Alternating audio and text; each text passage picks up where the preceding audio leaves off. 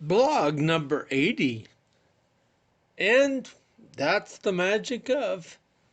As I look back on my younger days, it is amazing to me to realize and see just how many things are related directly to.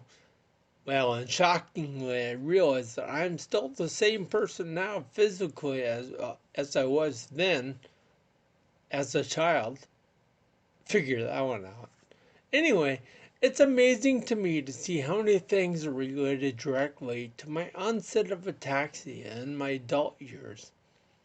If you have been reading my blogs, you know that I have been able to connect quite a few of the events from my childhood to my current life. And having these events in my life makes it all seem to be very convenient. Like I am making it up just to prove a point, or to give myself something to write about. I assure you, though, that this is not the case. You, dear readers, are getting the truth and nothing but the truth. A couple of days ago, I wrote about on Facebook about a wonderful world of magic that I believe ataxia is. I had just made a laundry bottle cap disappear right before my very eyes, and if I hadn't been there, I probably wouldn't even have believed it. This was pretty easily accomplished, though, by fumbling it and eventually flipping the screw top behind the dryer, where it promptly rolled underneath to never be seen again. Unless, of course, I moved the dryer, but that would reveal how that trick was done. Anyway, this thought opened up another previously uncorrelated memory from my childhood. Because on the Christmas morning of my ninth year, I received a beginner's magician set. Now, one of my favorite things to do, however, was not learn from the beginning box of tricks. I used to really enjoy performing for friends and family the 52 card pickup trick, which I guess wasn't much of a trick at all. Because basically what you did was fling a deck of cards all over the floor and then yell out for them to now pick them up. Unfortunately, this was a one-time trick, as most of my audience understood how this particular trick was done, and there almost never seemed to be a particular eagerness expressed for a repeated performance. The 52 card pickup trick was an easy enough feat to master. It required no practice beforehand, nor did you have to spend any energy and forethought. You basically just grabbed a deck of cards in one hand, bent them like you meant to shuffle them, and then instead shot them all over the floor. This is pretty much the same concept as my ataxia, because it needs no forethought, planning, or skills. And often, when I grab something with one hand, it may look like I mean to do something else. But in the end, there's just a big old pile on the floor that has to be picked up. Ataxia is also a trick that I wouldn't like to repeat. One of the tricks that did come from the box, however, was performed with what looked to be an ordinary deck of playing cards. In reality, only half the cards were a mix of standard cards. The other half were all the same card, which in my case was the five of hearts. The idea was to fan quickly through the deck before an utterly awestruck individual and have the complete deck appear to be entirely normal.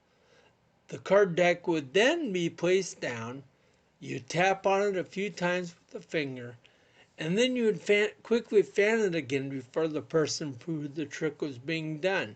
However, this time the entire deck would contain a vast number of the same card, which again in my case was the five of hearts. Even though this was a simple trick done 43 years ago, I feel bound by the magician's code not to reveal the secret behind this dazzling, impressive card trick. Okay, it was a rigged deck where the two different cards were different lengths, so depending on how you held them and fanned them out, One or the other face type would be dominant and the only one to show. Hey, but you didn't hear that from me. In a lot of ways, that old card trick resembles my ataxia, which is to say that depending on how I hold things and shuffle throughout the day, this will have a significant determination on how it'll go for me. Either one type of day will be dominant and be the only one to show, like dropping everything, constantly stumbling, and continually walking into objects, or the other type of reality will present itself, where I fall, stumble, and walk into stuff only half the time, which is also known as a pretty good day. Ataxia has provided me with the skills and the natural abilities to pull off some pretty spectacular tricks. But like a good musician, however, I will not be persuaded to give the secret away behind the trick. Anyway, the truth is that no one actually even asked me how that particular ataxia tricks are done. They only want to know why they were done. This state of affairs has always been kind of a mystery to me, as no one ever asked Houdini or any other well-known magician exactly why they did a particular trick. People are rarely obsessed with knowing how they did a certain trick. This seems to be extremely backwards to me, as no one has yet been able to identify and to come to truly appreciate the magic that ataxia is. There were, of course, other tricks in the box that I received in my youth, the details of which I can't exactly recall. But the common theme behind all of them was based on some kind of illusion.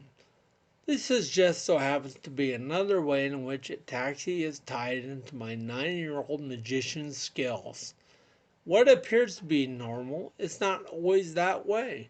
Of course, the more time I spend with SCA, the more I realize that I have to downplay any illusion of looking normal.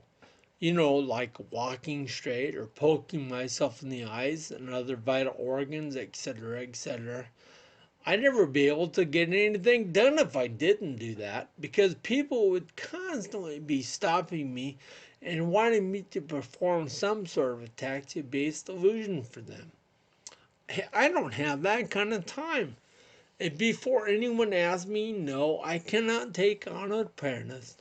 I don't know exactly why I have these skills, but it cannot be taught.